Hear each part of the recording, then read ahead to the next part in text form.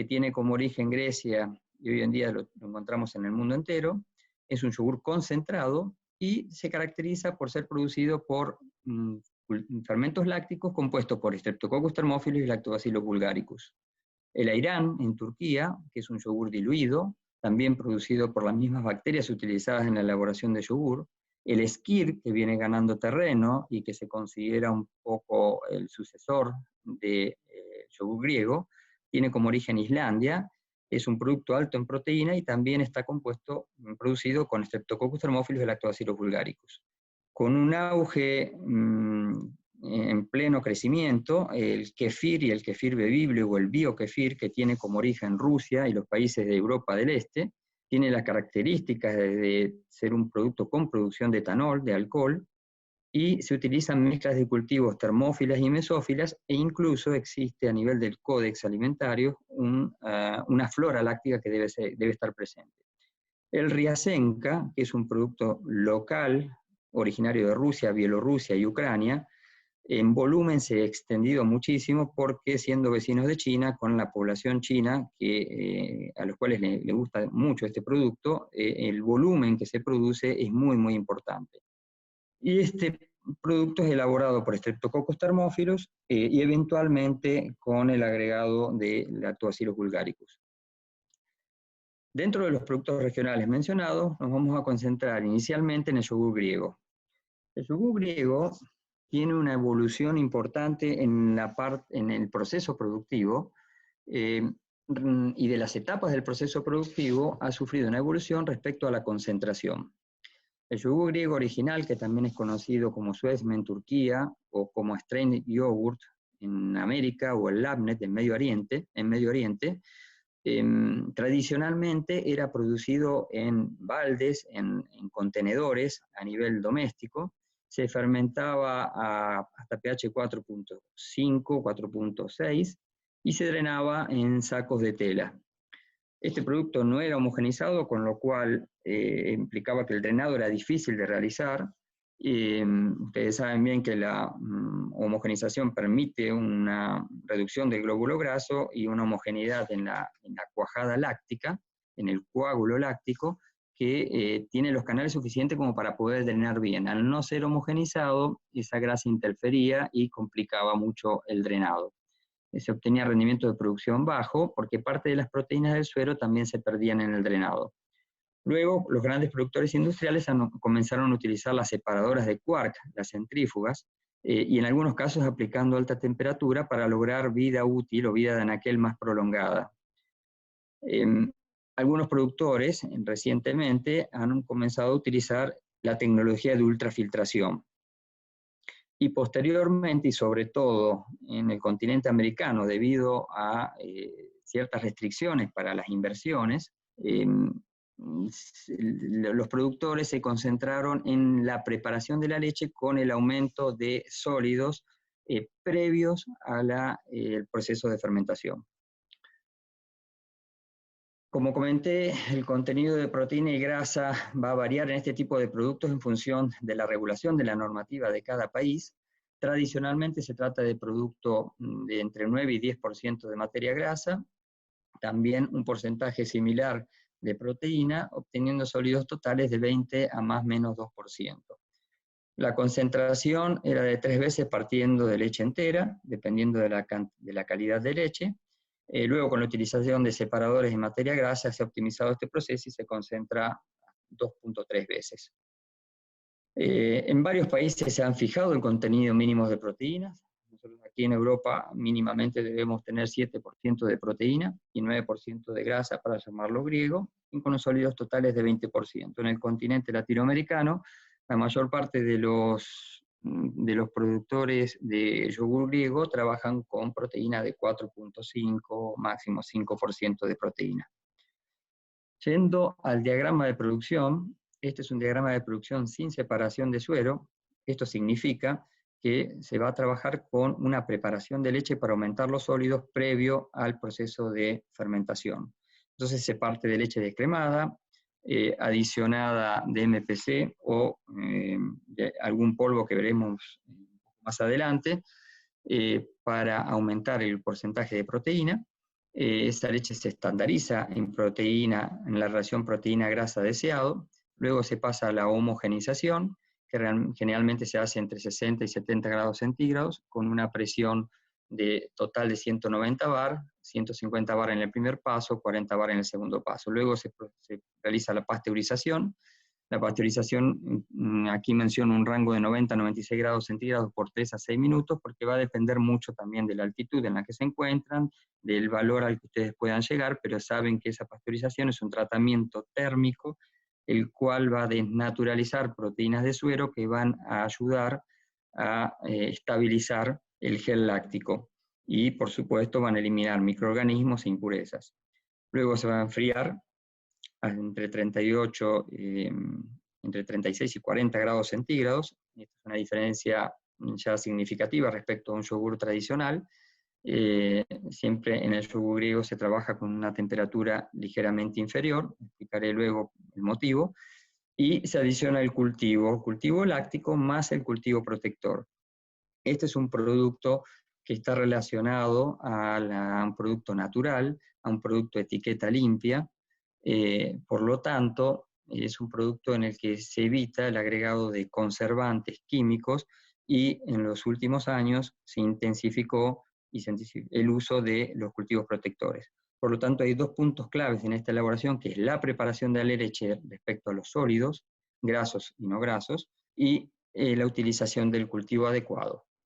Luego, terminada la fermentación, cuando se alcanza un pH de 4.6, se realiza el enfriamiento, eventualmente un smoothing, que se puede realizar de distintas maneras, en sistemas de válvulas, con molinos coloidales, con centrífuga. Eventualmente se adiciona la fruta, colorante o aroma, y se realiza el envasado, luego enfriamiento y estoqueado. Aquí van a ver algunos datos más del proceso estándar por reconstitución directa. Llamo reconstitución directa cuando realizamos la preparación de la leche previo a la fermentación.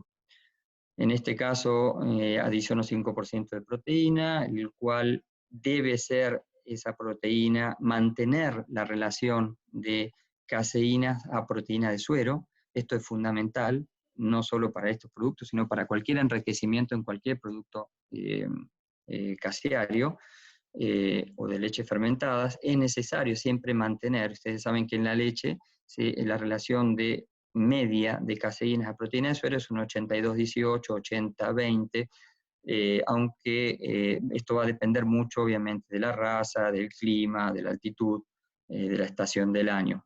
Pero cuando realizamos esta adición debe ser siempre manteniendo la relación de caseínas a proteína de suero.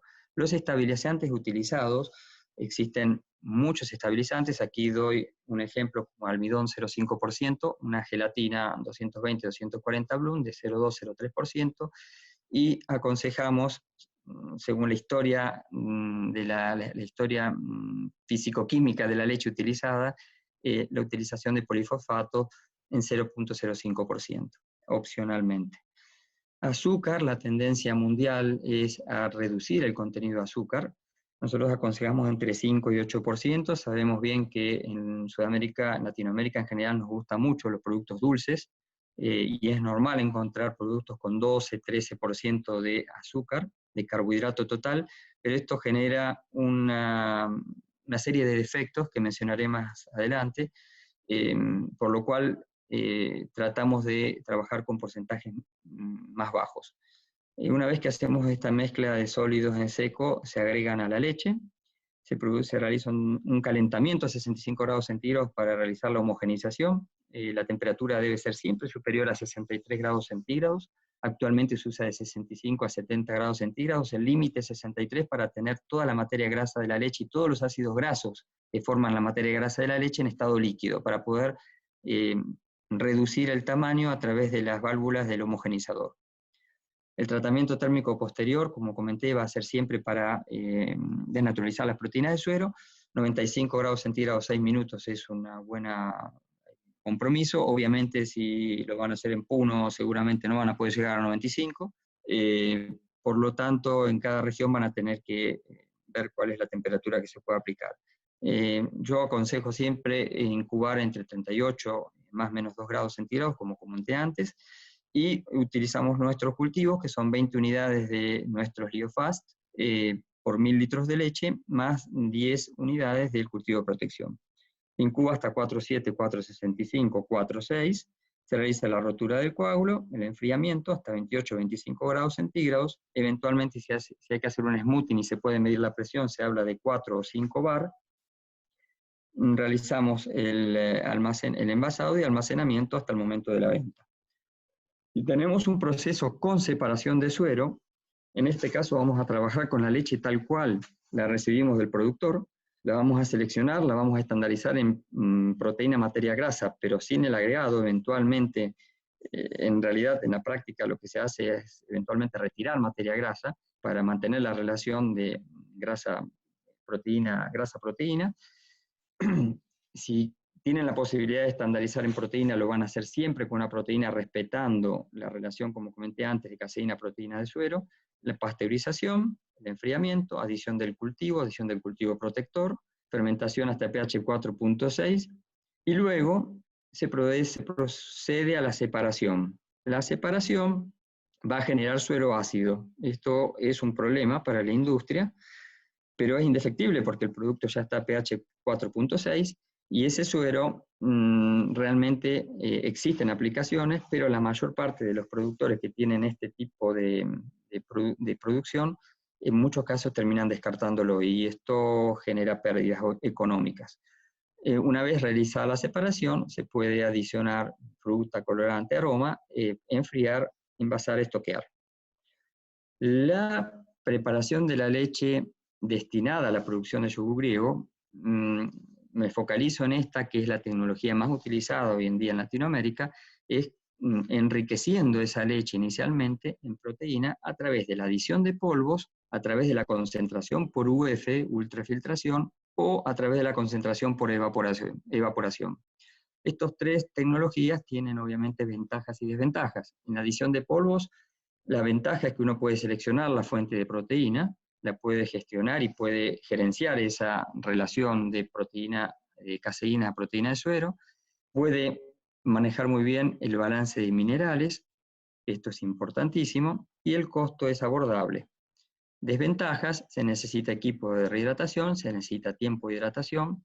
En el caso de la concentración por ultrafiltración, la ventaja es la estandarización del proceso, la versatilidad, la velocidad de proceso, la limpieza, sanitización, pero tiene un costo considerable, y depende del país. Se considera que, si bien los equipos de UF tienen precios más bajos que los que había 10 o 15 años atrás, el compromiso es tratar al menos 50.000 litros de leche para que haya una amortización del equipo. La concentración por evaporación se utiliza solo en caso de existencia de equipamiento en planta, tiene un elevado costo, a menos que sea utilizado para el tratamiento previo de la producción de leche en polvo. La mayoría de los productores de leche en polvo tienen una batería de efectos de evaporadores. O en ciertos países, como por ejemplo acá en Italia, donde no está autorizado la adición de ningún polvo que no sea lácteo, y ciertos polvos lácteos no están autorizados, se procede generalmente a la concentración o por ultrafiltración o por evaporación. Esta slide, esta diapositiva es muy, muy importante, es necesario que la fijen y que la entiendan bien. La adición, la estandarización o el aumento, enriquecimiento, perdón, de las proteínas que propuse en los diagramas anteriores es por vía seca, y por vía seca los compuestos más los elementos utilizados son retentado en polvo o coprecipitados, que hay muy poca disponibilidad en Latinoamérica, el MPC y el WPC, que sí hay mucha disponibilidad, proteína a través de la leche descremada, que sí hay mucha disponibilidad, y caseinato de calcio y de sodio. Ustedes deben saber bien que hay, en los que ven con esta llave en la parte verde, que yo puse OK, hay polvos ricos en minerales desestructurantes. Los minerales desestructurantes son el sodio, el cloro y el potasio. Citratos con relación calcio respecto a proteína total y calcio respecto a fósforo muy baja. y con una relación sodio respecto a proteína total y sodio respecto a calcio elevada. Es decir, estoy potenciando los elementos, los minerales desestructurantes, que son muy necesarios para destamponar la leche. Dentro de esos productos tenemos el caseinato de sodio, la leche en polvo descremada tratada a media y alta temperatura, WPCA 35-60%, algunos retentados de UF y algunos en polvo precipitados a alta temperatura. Hay polvos que no modifican o modifican poco el comportamiento. La leche en polvo descremada es ampliamente utilizada en este tipo de productos. Siempre tienen que tratar de que sea tratada a baja temperatura. También las mezclas de caseinato de calcio y caseinato de sodio, que ahí pueden jugar ustedes un poco con la relación de uno y otro. En el caso de los caseinatos siempre tienen que verificar con la legislación local porque muchos países no permiten la adición del caseinato. Obviamente no voy a utilizar los productos que son ricos en minerales estructurantes. Cuando ustedes elaboran un yogur y están haciendo un yogur griego o cualquier tipología de yogur, el coágulo láctico debe seguir un proceso de desmineralización desde que parten ustedes de pH 6.6 y llegan a 4.6. Esa desmineralización se realiza en función de la producción de ácido láctico. Entonces el fermento debe poder funcionar y no debe encontrar barreras, no debe encontrar demasiado efecto tampón o buffer. Por lo tanto, tienen que eliminar, del modo que sea posible, el calcio y el fósforo. Por eso los polvos que mencionamos en la llavecita de OK son polvos que voy a enriquecer a nivel de proteína, pero no voy a interferir sobre el poder buffer. Solo para recordarles, en este diagrama van a ver que desde que parten de pH 6.8, 6.7 hasta pH 4.6, van a encontrar 1, 2, 3, 4, 5, 6, 7, 8, 9, 10 buffer en la leche.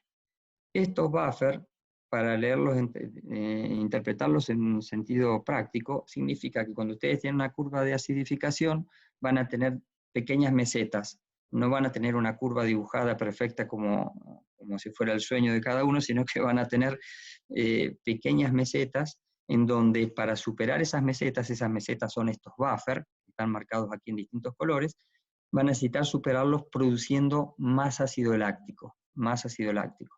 Entonces, si ustedes van a enriquecer una leche con polvos que van a aumentar el poder buffer, que van a aumentar esas mesetas, van a necesitar generar más ácido láctico, van a necesitar un fermento que produzca más ácido láctico y van a terminar con un producto que va a llegar al pH 4.6, pero con una cantidad de ácido láctico mucho mayor que la que debería y van a tener un sabor muy ácido en el producto. Lo que comenté antes son modos de enriquecer la leche por vía seca. Existe también la posibilidad de hacerlo por vía húmeda. El equipo de ultrafiltración puede ser utilizado sea al inicio del proceso para estandarizar la leche que va a ser utilizada en proteína y materia grasa. Generalmente conviene descremar la leche para poder ultrafiltrarla porque la grasa es un veneno para las membranas, y las membranas es lo que más cuesta, es el corazón de un equipo UF. Entonces, ustedes de esta manera van a poder aumentar el porcentaje de proteína, pudiendo llegar a concentraciones importantes, porque por UF se puede llegar a sólidos totales de 27, 28% sin ningún problema. Después van a tener problema para fermentar esa alta concentración. Entonces van a poder con UF concentrar la leche al inicio del proceso o van a poder con UF concentrar el yogur terminado. Concentrar un yogur terminado por UF significa un tratamiento, un estrés mecánico importante para el coágulo láctico y seguramente puede ser muy interesante para un proceso, para un producto de alta proteína, alta grasa, con estructura líquida, con una presentación bebible. Existen otros métodos ampliamente utilizados, siempre como concentración de membrana. En este caso, en esta tabla van a ver un producto Labnet, que es ni más ni menos que un yogur concentrado que se hace en Medio Oriente, en donde se demuestra que más o menos los métodos utilizados, o sea, el método tradicional, que es filtrándolo en filtros de tela, aplicando, si no, UF o osmosis reversa, o la reconstitución directa, que es enriqueciendo la leche antes del proceso, llega a una composición bastante similar. Eh, Hay dos que se diferencian en particular, que son la osmosis inversa y la reconstitución directa, en donde el porcentaje de lactosa es mucho más alto y el balance a nivel de minerales también es más alto. Pero digamos que son métodos posibles de utilizar. Respecto a la separación del suero, una vez terminada el proceso de fermentación, comento, a la izquierda van a ver los filtros telas. En esta foto es el filtro típico en el cual se coloca la tela en un balde y se hace con exposición al ambiente. Esto genera que el producto pueda contaminarse, es un proceso largo que dura de 18 a 20 horas, donde va a incidir muchísimo la temperatura del ambiente, la granulometría, los poros el diámetro de los poros de esta tela, la composición del yogur, porque es un yogur rico en proteína y rico en materia grasa, va a tener dificultad a drenar, y una exposición bastante peligrosa a la contaminación microbiológica. Todo lo bien que pudieron haber tratado la leche térmicamente antes del proceso, todo lo bien que pudieron haber cuidado la fermentación para evitar contaminaciones, pueden terminar arruinándola en esta etapa. Y esto es un producto terminado que luego no va a tener un tratamiento térmico. Un sistema más tecnificado son los filtros conocidos como filtro Tecnal, que ven en esta foto, donde son varios filtros de estos, varios filtros tipo Berger colgados, donde se adiciona el coágulo láctico, se rompe el coágulo, se descarga el tanque, y se coloca el yogur ahí, que tiene pH 4,6, y tanto en este sistema la posibilidad de ir prensando y ejerciendo presión de un saco a otro para favorecer el purgado. En ambos procesos se va controlando la cantidad de suero que se elimina y la cantidad de materia seca final. Es decir, uno puede concentrar al nivel que desee. En el esquema del medio se hace una separación mecánica, se trata de una leche fermentada que tiene que ser desaireada y centrifugada para poder separar el suero. Esto es ampliamente utilizado en un sistema quark, de queso quark, y también implica un estrés mecánico importante para el producto terminado. Difícilmente con este tipo de separadores se logra naturalmente, sin el agregado a priori de estabilizantes que logran recuperar reológicamente o tixotrópicamente la reología del producto, difícilmente vayan a lograr un producto con una consistencia importante. Generalmente es una consistencia más, una tendencia de lo que conocemos en Sudamérica como un bebible espeso. La ultrafiltración, también como comenté antes, en este caso se trata del yogur ya fermentado, terminado, y se pasa por el equipo de UF y también genera un estrés mecánico importante. Pero desde el punto de vista higiénico, la segunda y la tercera son mucho mejores que la primera de filtros Berger. En esto van a ver algunas diferencias en la estructura que se logra filtrando por tela o filtrando por UF. La filtrado por tela es mucho más abierta como estructura, el filtrado por UF es una estructura densa, pero muy homogénea. Perdón. Aquí van a encontrar una receta ejemplo de un yogur griego a partir de leche de vaca, después lo van a poder leer bien tranquilos. Y estos son los cultivos sugeridos para la producción de yogur griego, según el método utilizado. Existen, como comenté en la primera diapositiva, el yogur griego original que tenía un perfil ácido muy importante, con la posibilidad de encontrar sinéresis, separación de suero al momento de abrir el envase de yogur, con una fuerte producción de ácido láctico, con una fuerte producción de acetaldehído, aportado por la actividad de Lactobacillus bulgaricus. En el continente americano, la tendencia, o como le llamo la tropicalización del yogur griego, es hacia un producto mild, un producto que se busca lo que se llama en Europa el milky flavor, es decir, que mantenga el gusto de la leche y con una acidez que sea muy baja. Entonces se trabaja generalmente con yogures como los que ven en la primera línea o en la segunda línea o en esta línea, donde son yogures mucho más planos en flavor, mucho más planos, porque también está la tendencia de no consumirlo blanco, en base blanca, sino en base aromatizada. Entonces no se busca una interferencia del acetaldehído respecto al aroma que se va a utilizar, a la esencia que se va a utilizar, o a la fruta. También existen los cultivos para yogur tradicional, como comenté antes, con un fuerte desarrollo de acidez, fuerte desarrollo de acetaldehído, y en ese caso utilizamos 278F, 470E, 478F, 480F. En nuestra nomenclatura, Linros y nuestro equipo de distribuidores le puede proporcionar a todos ustedes cómo identificamos, porque nuestra nomenclatura tiene una lógica en la cual expresamos 3 parámetros tecnológicos. El primer número corresponde a la viscosidad, el segundo número a la acidez desarrollada, el tercer número a la rotación fágica. La Y significa que tenemos Streptococcus thermophilus y Lactobacillus bulgaricus, es decir, yogur, y la F significa la relación que hay entre Streptococcus thermophilus y Lactobacillus bulgaricus. En este caso es muy alta la relación de bulgaricus, en este es muy alta la relación de Streptococcus. Si pasamos a los problemas más frecuentes que encontramos en esta tecnología, podemos tener problemas en la velocidad de acidificación, en el tiempo de fermentación. Y estos pueden ser debidos a la calidad de leche, al cultivo utilizado o al proceso utilizado. En el caso de la calidad de leche, en todo proceso de producto fermentado debe ser controlada la presencia de inhibidores químicos o antibióticos que pueden obviamente afectar la actividad microbiológica. El efecto estacional de la leche, porque ustedes saben que al menos en el Pacto Andino se habla mucho de la zona de la estación de lluvia y la estación seca, pero si van más hacia el cono sur, hay 4 estaciones bien definidas, y si van a la zona centroamericana, también es muy importante el periodo húmedo y el periodo seco. Ahí la temperatura es más estable, pero el efecto estacional tiene mucho efecto sobre la composición química de la leche, en particular la posición de minerales, concentración de proteínas y de materia grasa, y la tipología de ácidos grasos que están presentes en esa materia grasa. Todas las dudas que puedan tener respecto a esto me las van escribiendo en preguntas, o también lo podemos ver en los días sucesivos, porque hay mucho para desarrollar en cuanto a la composición de la leche estacional e interferencia que pueda tener sobre el cultivo utilizado.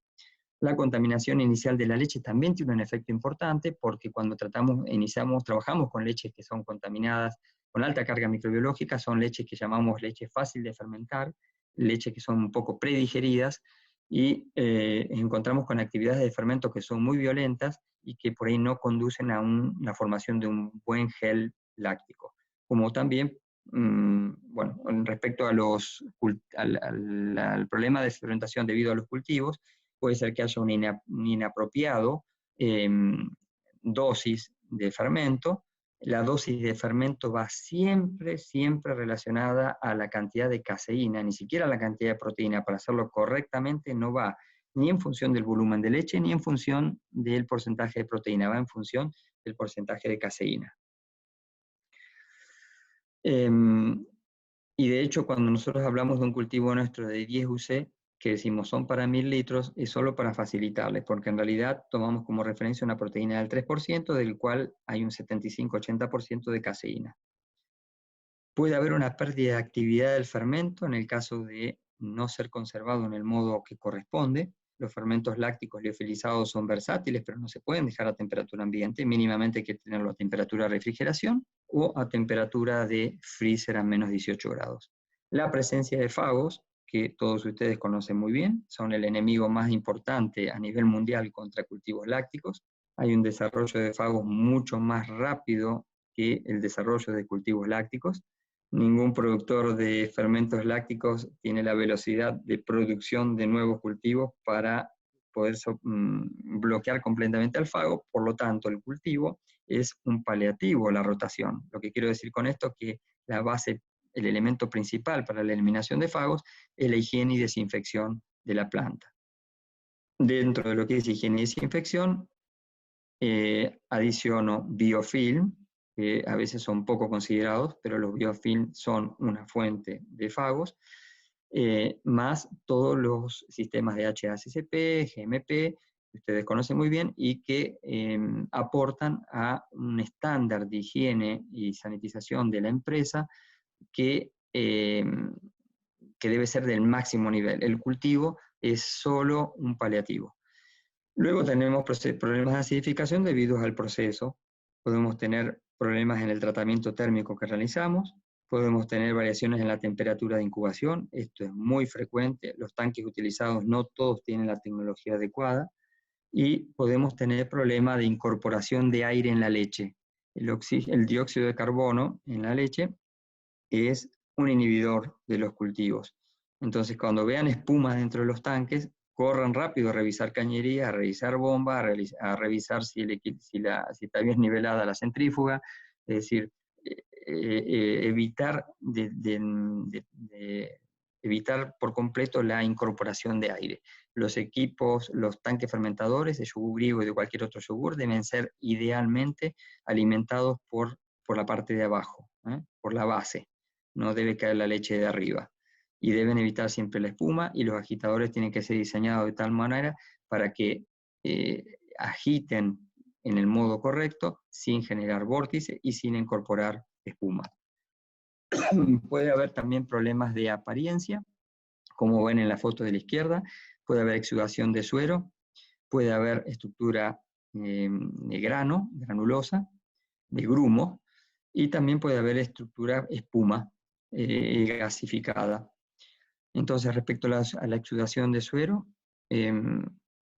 puede ser relacionada al proceso con una homogenización ineficiente, un coágulo que fue tocado, movido, roto a un pH muy alto, cuando todavía no se había llegado al punto isoeléctrico y a la verdadera formación del gel láctico, un insuficiente smoothing o alisado, una excesiva agitación, una incorporación de aire, o un muy rápido o un muy lento enfriamiento.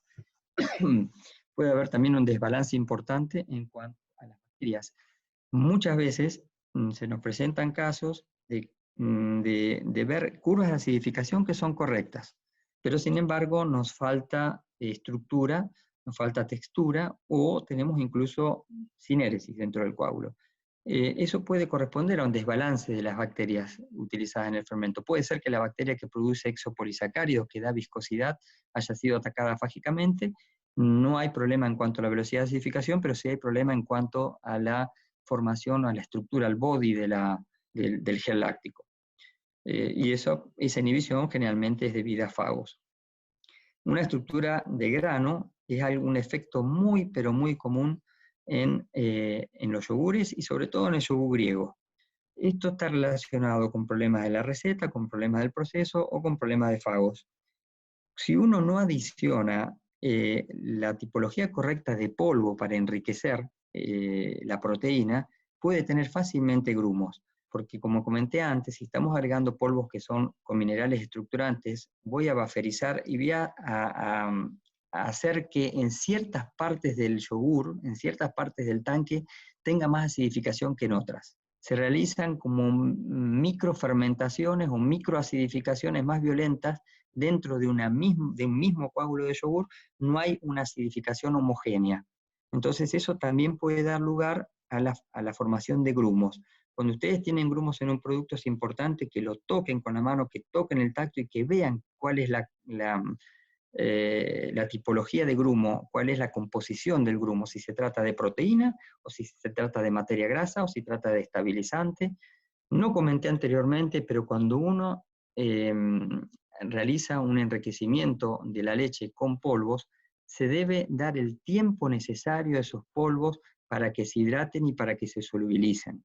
Existe una cinética de solubilización y existe una cinética de hidratación. La solubilización de los polvos que ofrecen hoy en día los proveedores es generalmente muy buena. Difícilmente haya problema de solubilización. Lo que nosotros no vemos como productores es la velocidad de hidratación. Y la velocidad de hidratación de esos polvos es lenta, que necesita 6 horas, 7 horas, 8 horas, porque generalmente se realiza a baja temperatura. Ustedes, productores de yogur griego o de cualquier yogur, difícilmente enriquecen y dan 6 o 7 horas a 10 o 11 grados centígrados, porque tenemos siempre miedo de tener acidificación. Entonces generalmente se hace un enriquecimiento y se estoquea a 4 grados centígrados, a 2 grados centígrados, y en esas condiciones la solubilización se realiza, la hidratación es lenta. Entonces ese tiempo es fundamental para tener una matriz homogénea.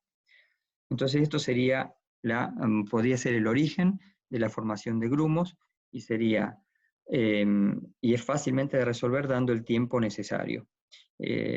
Ahí cuando se hace esa rehidratación, también tengo que integrar el tema de minerales. No tengo que meter minerales estructurantes. Generalmente no debo meter minerales estructurantes. Debo usar polvos que se han tratado a baja temperatura, que ya aportan los minerales suficientes. También puede ser una insuficiente agitación en el proceso.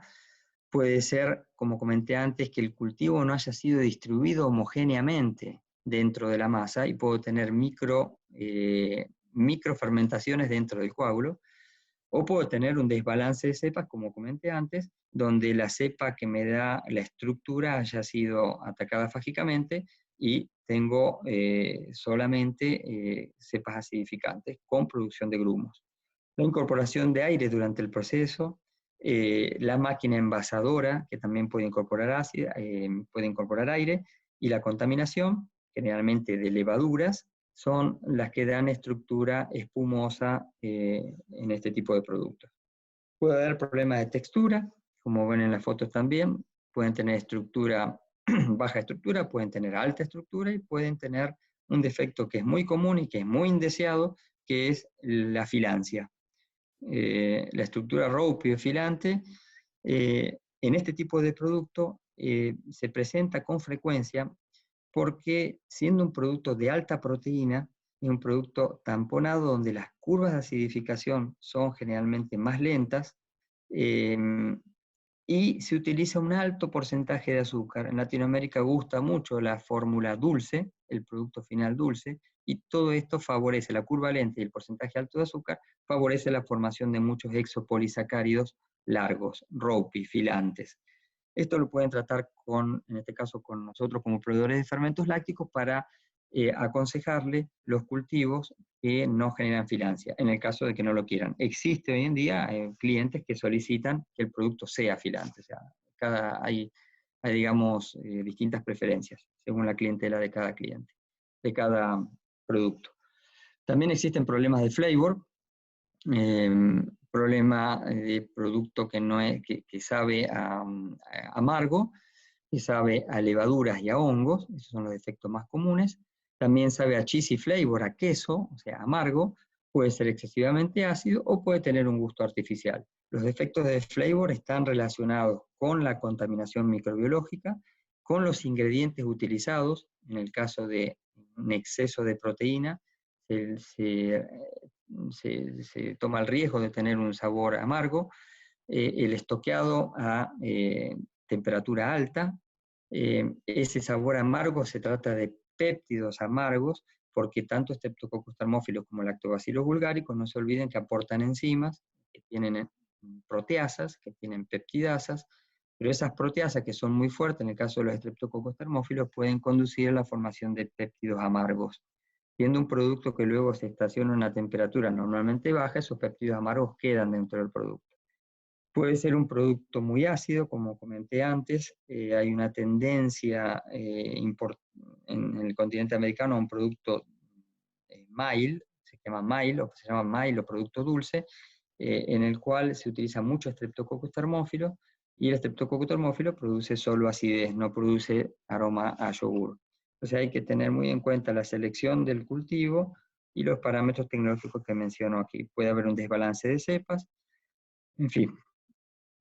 Con esto doy por terminada la parte del yogur griego y pasemos a un producto que es relativamente nuevo para el continente americano, súper antiguo, fundamentalmente en Turquía y en Medio Oriente. Se trata del ayrán.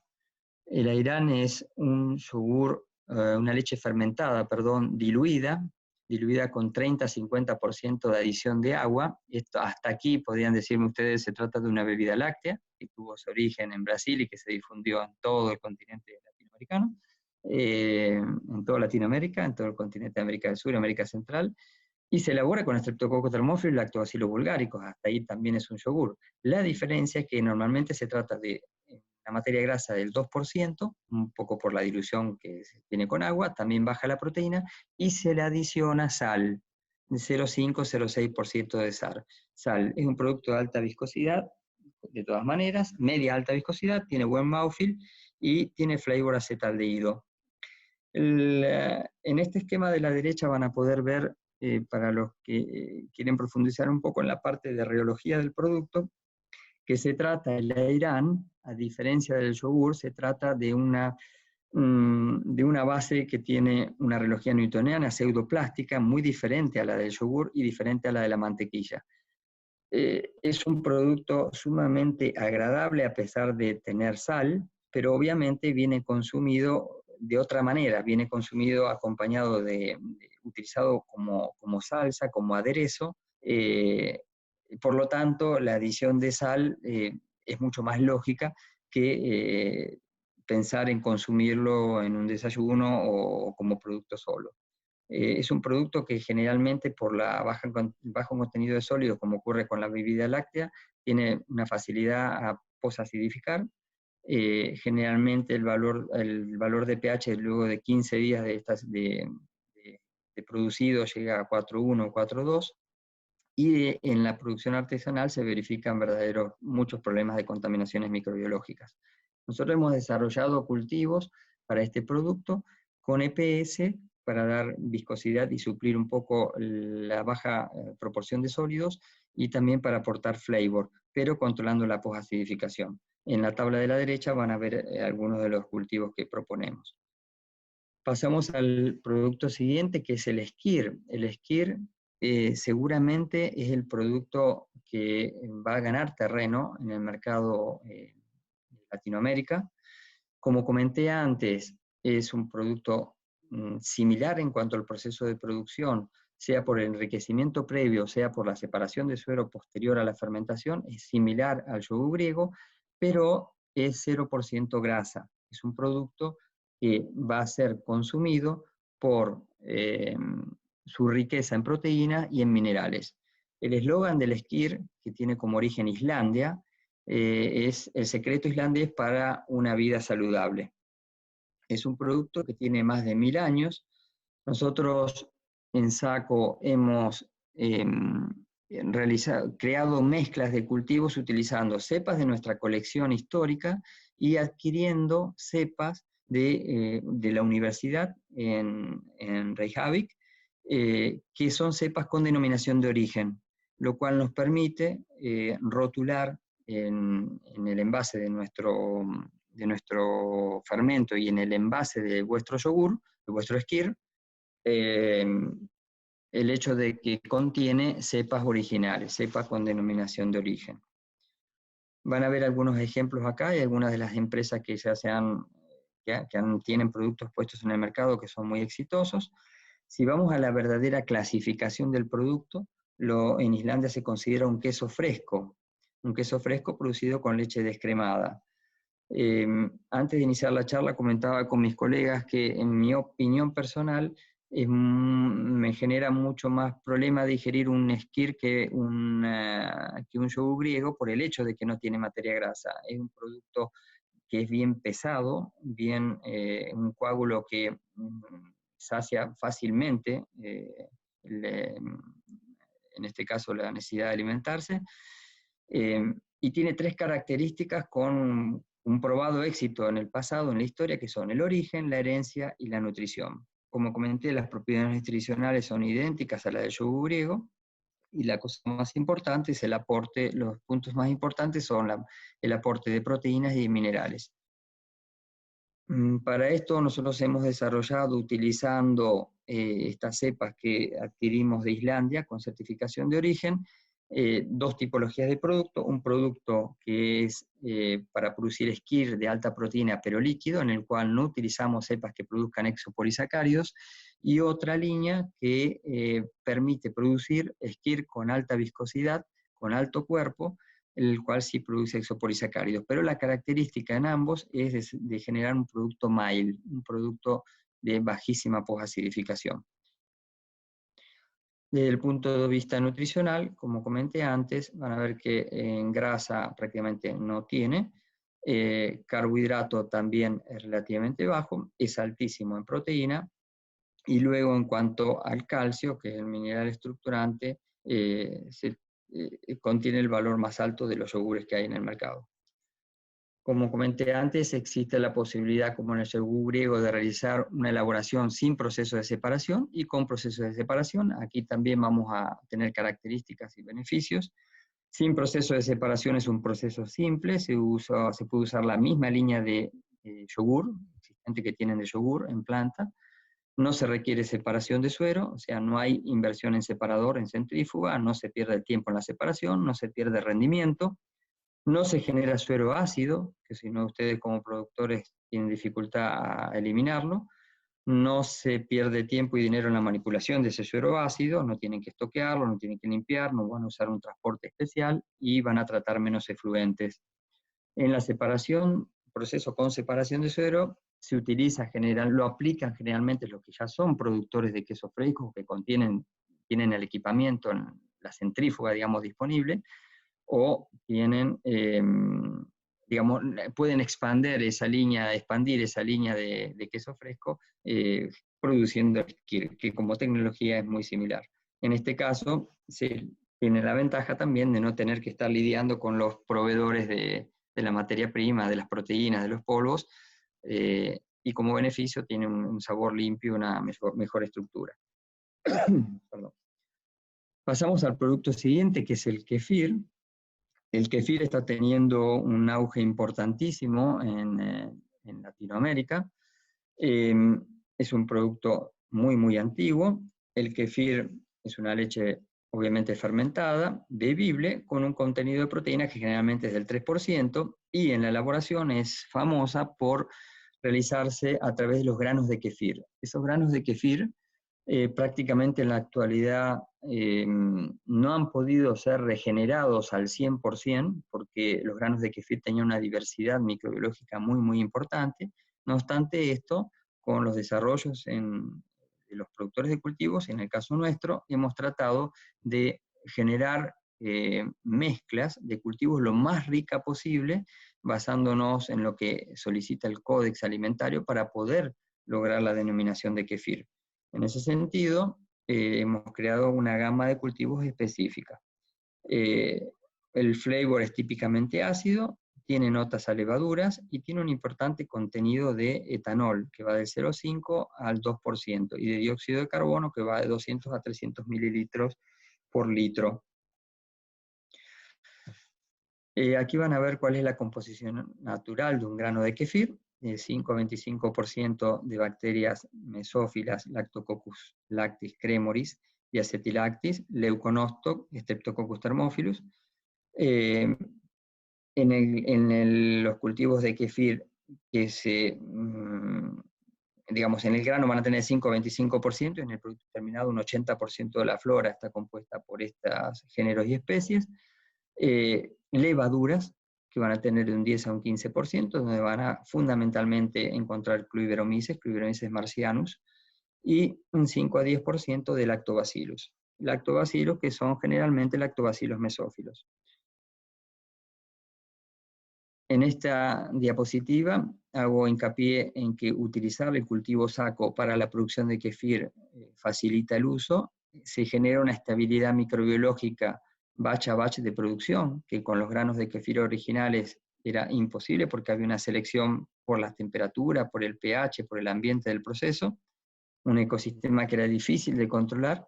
Va a haber reducción en los reclamos de calidad, va a haber la posibilidad de customizar la solicitud de cada uno de los clientes, porque nosotros preparamos blend a medida de los clientes.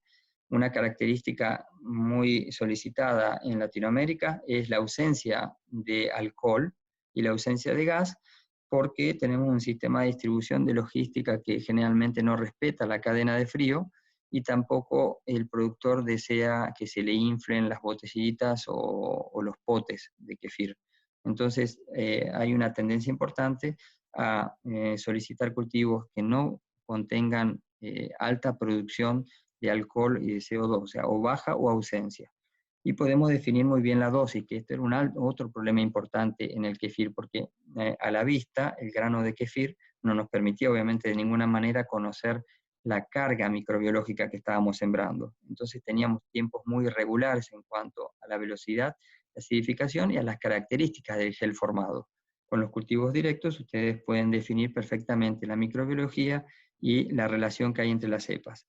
Como eslogan, nosotros nos ocupamos de las bacterias y usted se ocupa solo de inocular nuestro cultivo. Para optimizar la textura, hemos trabajado también con mezclas de probióticos, porque los probióticos, además de su funcionalidad probiótica, optimizan la estructura generalmente de los productos fermentados en el rango de pH que tienen este tipo de productos. Hemos creado mezclas como estas que ven aquí, que contienen todas estas bacterias y que está teniendo mucho éxito para lo que es conocido como biokéfir, en la cual en la izquierda van a encontrar las cepas que son acidificantes, conocidas como starter, en el caso de Lactococcus lactis, biovariedad diacetilactis, además es aromático como lo es el leuconosto. Y a la derecha van a encontrar las bacterias probióticas, cepas probióticas, Lactobacillus delbrueckis lactis, Lactobacillus brevis, Bifidobacterium animalis lactis, Lactobacillus acidophilus, Casei y Rhamnosus. En este blend, en esta mezcla de bacterias, no ven ni levaduras, por lo tanto no van a tener, no va a haber producción de alcohol.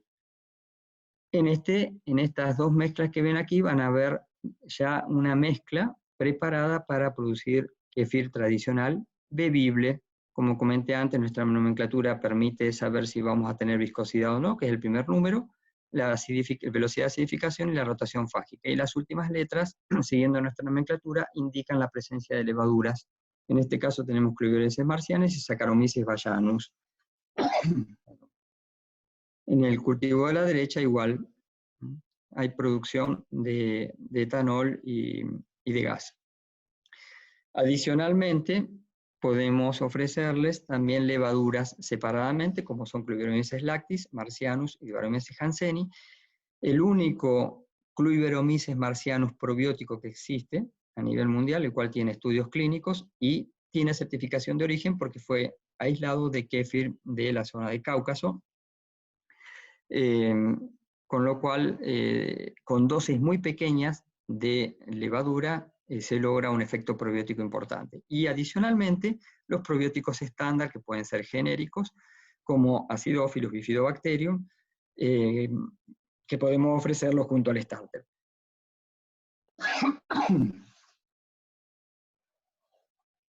En esta diapositiva van a encontrar los cultivos que estamos ofreciendo para kéfir. Esquematizados en doble eje, en el eje Y la viscosidad y en el eje X el flavor. Van a poder adquirirlo sea en la forma congelada, criofilizada. Luego vamos a pasar al Riasenca, que es el último producto local, que en el continente latinoamericano, desde mi punto de vista, tendría una gran aceptación, pero tiene como origen el mercado, fue la Rusia, y tiene la estructura de un yogur bebible.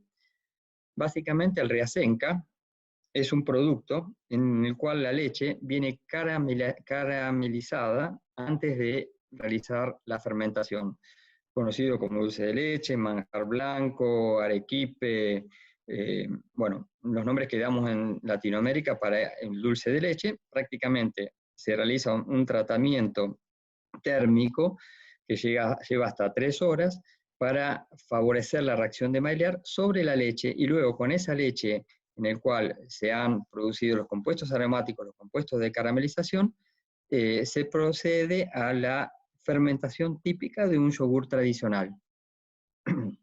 Este producto generalmente contiene materia grasa hasta del 8 o 9%, la proteína es del 3% y el azúcar normalmente va del 4 a 5%.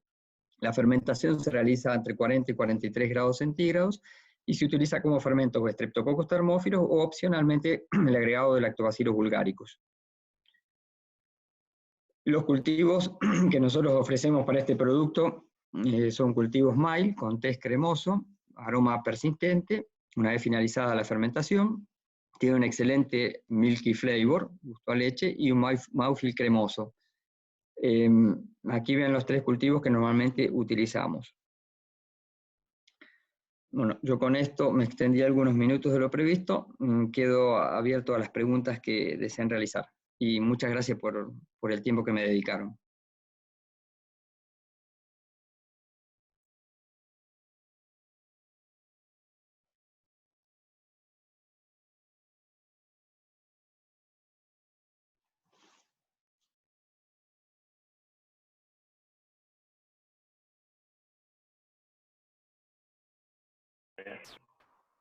Ok, muchas gracias Adrián por la presentación, ha estado muy interesante. Tenemos algunas preguntas de las que recibimos en inscripción y nos gustaría que puedas responderlas. Algunas de ellas han sido ya contestadas en realidad en la presentación, pero podemos resaltar nuevamente la respuesta. Una de las preguntas indica: ¿cuáles son las fortalezas o beneficios del yogur griego frente a otros tipos de yogur natural? ¿Qué diferencias existen? Bueno, desde el punto de vista nutricional, las características que diferencian el yogur griego respecto a un yogur tradicional son el alto nivel de proteína y el alto nivel de minerales. Esto desde el punto de vista nutricional. Y qué es realmente lo que diferencia de cualquier otra leche fermentada. Prácticamente el hecho de estar concentrando hasta niveles de 7% de proteína al doble, y en el caso también de poder hacerlo graso, pero fundamentalmente en el caso de la proteína estoy aportando el doble de minerales. Prácticamente con un 7% de proteína estoy logrando satisfacer con una ración diaria estándar de yogur, que puede ser de 100 a 120 gramos por día. Estoy satisfaciendo en torno al 30%, alrededor del 30% del valor requerido para una persona adulta, mucho más para un niño. Por lo tanto, esa es la característica principal. Prefiero no entrar en las diferencias desde el punto de vista sensorial en cuanto a textura o en cuanto a aroma, porque realmente es un producto que debe ser considerado por lo que aporta desde el punto de vista nutricional, y es un producto que es fuente de proteína y fuente de minerales. Minerales que son estructurantes, minerales que sirven para los huesos, que sirven para mantener la síntesis de la vitamina D, es decir, son sumamente necesarios para el organismo. Y proteínas, que obviamente saben ustedes que la proteína de leche, como la proteína del huevo, son las que tienen el valor biológico más alto, es decir, que contienen todos los aminoácidos esenciales. Entonces, lo que yo no vaya a consumir de esa proteína en modo rápido, va a ir a parar a todos los pools de aminoácidos esenciales que tenemos dando vuelta en el organismo, y es necesario, es necesario. O sea que para mí esos son los 2 puntos principales. Okay, gracias Adrián. Otra pregunta indica: ¿cómo definir la consistencia o viscosidad de un buen yogur griego? ¿Tiene que ver con el tiempo de deshebrado, la técnica de deshebrado? Sí, básicamente se empieza a definir con la preparación de la leche. Si trabajan con un método de reconstitución directa, que sería la recombinación de la leche antes del proceso de fermentación, y con la cantidad de sólidos se empieza a definir la textura que va a tener el producto. En el caso que no se haga así, que se haga por una concentración final en filtros, en tela, el yogur ya elaborado normalmente, también lo van a definir a la viscosidad, la van a definir con el nivel de desuerado que tengan. Obviamente también importa la matriz que ustedes hayan usado, porque la relación grasa-proteína es importante, y el tipo de cultivo utilizado y el tipo de estabilizante, si es que agregan estabilizante, también van a influir en la textura.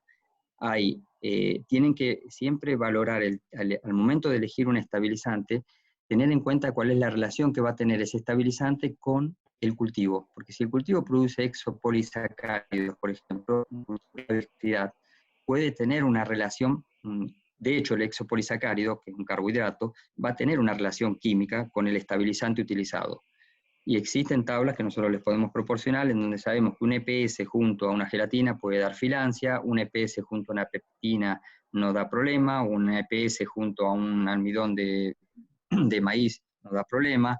Es decir, existen relaciones químicas que hay que conocer, y eso también va a definir la textura del producto final. O sea, no es solo el valor de humedad que va a tener el producto, cuánto le saqué de suero, cuánto de sólidos concentré, no es que voy a concentrar a 22% o concentro 25%, el de 25 va a tener mayor textura que el de 22. No necesariamente. Va a depender mucho de la composición de sólidos que tenga y del cultivo utilizado. No puedo simplificar pensando que voy a obtener una textura mayor simplemente concentrándome en el deshebrado. Eso no, hay que evaluar todo el proceso. Okay. Indican, ¿podemos elaborar yogur griego deslactosado y también descremado? Sí. Ahora, todas las leches fermentadas, o yogures, o leches fermentadas en general, si partimos de un pH de 6,6, 6,7, cuando llegamos a pH 4,6, hemos consumido más o menos de un 25 a un 30% de la lactosa original presente en la leche. De ese 5% que había en la leche, voy a consumir un 25 a 30% para llegar a 4,6. Obviamente, si esa leche fue preparada, adicionada de polvos o de una leche en polvo, hay que considerar el azúcar que también estoy agregando ahí. Entonces, como media, digamos, en un proceso en el cual se hace un proceso tradicional y luego se va a separar al final el suero, concentrar al final un yogur normal, para llegar de 6,6, 6,7 a 4,6 consumí 25 o 30% de lactosa. Para consumir, hidrolizar el resto de la lactosa, se utiliza la lactasa, la beta-galactosidasa, que es una enzima que existe en dos tipologías, existe la lactasa ácida y la lactasa neutra. En el caso de utilizarla durante el proceso de producción del yogur, tienen que usar una lactasa ácida. La van a inocular en la leche, antes de agregar el fermento, y la lactasa va a ir hidrolizando a medida de que el fermento va acidificando, va a ir hidrolizando, va a ir complementando la actividad hidrolítica que tiene el fermento. Y van a obtener, al llegar a 4,6, un producto que va a tener 0,1 o menos de 0,1% de lactosa residual. Entonces, eso es un producto deslactosado.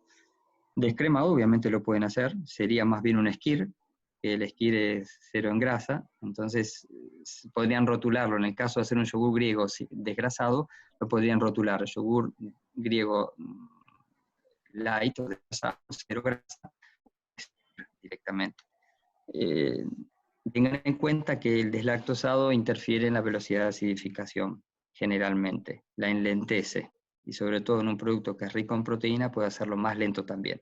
Esto es debido a que los cultivos en general, Streptococcus thermophilus, que es la bacteria preponderante en este tipo de cultivos, prefiere consumir la lactosa como tal y no la lactosa hidrolizada. Si bien el Streptococcus thermophilus incorpora la lactosa en el citoplasma, utiliza la glucosa y expulsa la galactosa, el Streptococcus thermophilus tiene los sistemas de transporte que tiene a nivel de membrana parecelular y los puertos que tiene para ingresar el azúcar, el carbohidrato, están diseñados para incorporar disacáridos en el citoplasma. Entonces, cuando uno le da un azúcar ya hidrolizado, es increíble, pero gasta más energía para incorporar una glucosa y un monosacárido que una lactosa que un disacárido. Entonces la bacteria acidifica más lentamente una leche que fue hidrolizada o que está siendo hidrolizada. Hay que tenerlo en cuenta porque el proceso de producción de un yogur a partir de una leche deslactosada generalmente se alarga a veces hasta 2 horas más respecto al proceso normal. Pero es posible, la respuesta a la pregunta es posible hacerlo tanto deslactosado como descremado. Ok, gracias Adrián. ¿Cuáles serían los puntos críticos en la elaboración de yogur griego? ¿Se debe pasar por un proceso de filtrado? Bueno, como comenté en la presentación, puntos críticos son la preparación de la leche.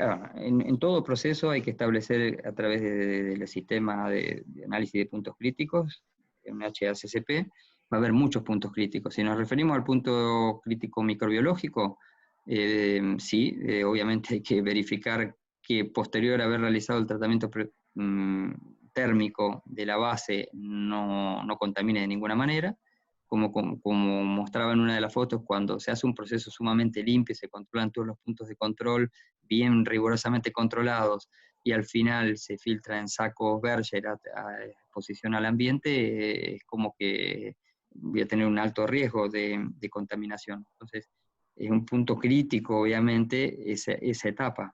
Voy a poder hacerlo a cielo abierto en una sala, pero voy a tener que controlar muy bien la contaminación ambiental de esa sala, y el flujo de personas, el flujo de aire, las ventanas, las puertas, porque si no, todo lo hecho anteriormente no sirve, o se echa a perder.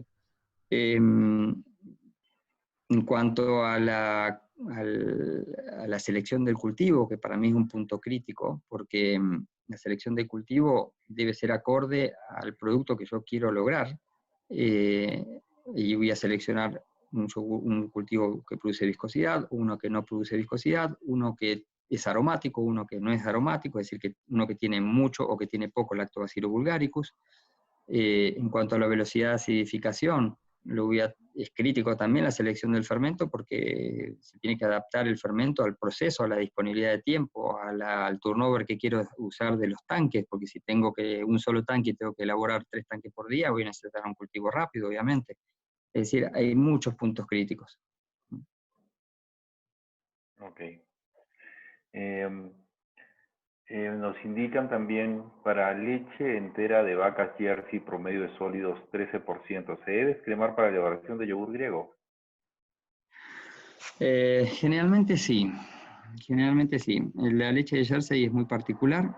Es una leche, bueno, obviamente rica en proteína, como comentabas, y como sólidos, como acabas de dar el valor, es correcto. Es una leche muy tamponada. Y la materia grasa interfiere bastante en la velocidad de acidificación y en la formación del gel láctico. En una de las charlas que daremos más adelante, vamos a hacer una charla exclusiva, que yo lo quería agregar en el menú que vos comentaste, sobre la acidificación láctica, porque ayuda mucho a entender el proceso de yogur. Y la materia grasa, en el mecanismo de desmineralización de la micelga de caseína para llegar a coagular y a formar el gel láctico, sufre un montón de cascada de reacciones con desmineralización, en donde la materia grasa interfiere completamente.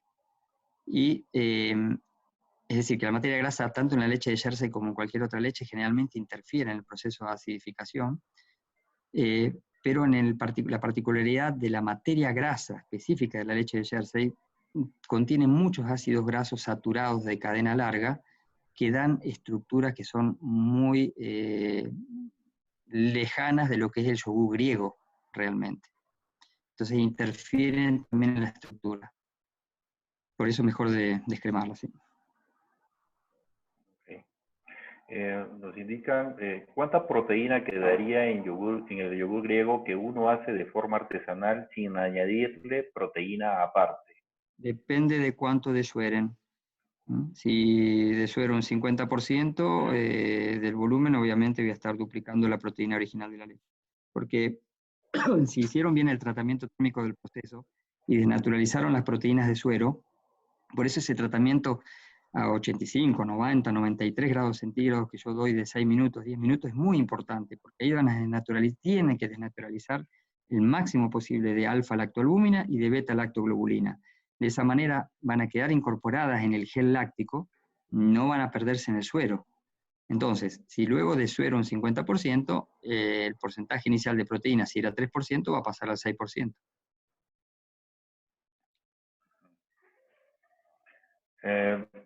¿Por qué la acidez del yogur griego avanza muy rápido? Depende, en realidad va más lento. Un caso particular, ¿no? Generalmente, bueno, yo hablo de la recombinación directa, cuando aumento la proteína inicialmente va más lento. Cuando lo hago en forma tradicional y luego concentro al final, va rápido en función de cultivo elegido, contenido de sólidos de la base, porque si es una leche que es flaca en proteínas, seguramente es menos tamponada, entonces el cultivo va más rápido. Pero tiene mucho que ver la selección del cultivo, la calidad microbiológica de la leche de partida, la temperatura de incubación, porque es bastante normal que hay una tendencia a aumentar la temperatura para cortar el proceso, y eso hace que la velocidad de acidificación sea más rápida. O sea, si yo tengo un cultivo de yogur que puede acidificar entre 35 grados centígrados y 43 grados centígrados, obviamente si lo meto a 45, 43 grados centígrados también va, pero va demasiado rápido. Da estructuras que no son buenas, porque no doy suficiente tiempo para desmineralizar, solo produzco mucho ácido láctico y tengo producto grumoso. Así que la respuesta a esa pregunta es: yo bajaría la temperatura para obtener una mejor textura y que vaya más lento. Porque a nadie le molesta que vaya rápido en general, lo que molesta es la estructura que genera una acidificación rápida. Luego, acá vino una pregunta, dentro de todo que podemos ahondar un poquito, Adrián, dice, ¿qué tipo de conservante poner al yogur griego? Y ahí haciendo también un poco referencia quizás al tema de los cultivos protectores que recomendaríamos. Sí, la tendencia mundial, no solo en Latinoamérica, la tendencia mundial es la etiqueta limpia. La etiqueta limpia significa una serie de eliminación de varias cosas, estabilizantes y sobre todo conservantes. Entonces, en el tema de la eliminación de los conservantes químicos, vienen suplantados, vienen reemplazados por los cultivos protectores. Para mí la mejor manera de proteger el cultivo, hablando de un punto de vista técnico-científico, es la utilización de cultivos protectores. Los cultivos protectores son una fuente natural, se trabaja con bacterias lácticas, bacterias ácido-lácticas que están presentes en la leche cruda, pero que tienen características particulares por las cuales o producen bacteriocinas que tienen un espectro de acción contra bacterias contaminantes, o producen ácidos orgánicos que no interfieren en el perfil sensorial del producto y que tienen un espectro de acción contra hongos y levaduras. También puede ser que esas bacterias quelen algún mineral o algún cofactor, algo que necesite el hongo o la levadura para poder multiplicarse. Entonces, para mí la mejor manera de proteger un cultivo, fuera del discurso comercial, es decir, basándome en una cuestión técnica, científica y incluso moral, porque hay productos en el mercado que contienen una serie de conservantes que realmente son prohibidos, que dañan a la salud, y que son incoherentes con la producción de un producto sano, nutritivo como un yogur. Aconsejo la utilización del cultivo protector. Hoy en día hay cultivos protector contra los principales contaminantes de cada producto. En el caso de yogures y leches fermentadas, seguramente hongos y levaduras son los que más molestan, pero también a pH bajos, incluso a pH inferior a 4.6, hay bacterias, incluso gram negativas, que también pueden dar molestia. Hay coliformes, hay Escherichia coli, que soportan el pH bajo también. Adrián, estamos ya teniendo ya poco tiempo para las preguntas. Hay algunas preguntas adicionales. Una de las del chat nos consulta cuál sería la curva de acidificación ideal para el yogur griego. Depende del porcentaje de proteína que se parta, pero si doy un ejemplo, trabajando con 4.5% de proteína, yo diría una buena curva para tener el proceso químico de desmineralización y formación del gel láctico que hablaba antes, de 6 horas, puede ser a 38 grados centígrados, 6-7 horas. Si esa misma base la fermento a 42 grados centígrados, yo diría 5 horas y media, 6 horas. Digamos que en el mercado los mejores productos en cuanto a textura logrados son productos que se hacen con incubaciones largas y temperaturas bajas. 37, 38 grados centígrados, 36 grados centígrados y a veces fermentaciones de 8, 10 horas. Esto tiene un impacto a nivel de capacidad productiva bastante negativo, pero desde el punto de vista de la calidad del producto terminado es inigualable. Pero va a depender mucho de la base. Ok, vamos a hacer una pregunta más para ya finalizar, que ya estamos sobre la hora. Nos preguntan, siempre se habla de sólidos totales en el yogur griego, pero ¿cuál es la relación entre sólidos no grasos y grasa dentro de ese ratio general de ST? Depende la ST, son los sólidos totales, depende de cuánto vaya a concentrar, de cuánto vaya a reducir. Digamos que un máximo de suero que se puede eliminar es 60-65% de agua que elimino de un producto de estos. En función de lo que yo vaya a eliminar, con un simple cálculo voy a poder saber cuánto aumenta la proporción de la materia grasa respecto a los sólidos totales. Es una cuestión, un cálculo bastante simple, pero va a depender mucho de cuánto concentre. Okay. Y una última pregunta, nos indica, ¿qué tipo de sustitutos de azúcar recomiendas para el yogur? Edulcorantes, stevia, etcétera. La stevia, digamos que es el que está primero en la lista, porque es un producto natural. Se usa mucho stevia, sucralosa, digamos, en segundo orden.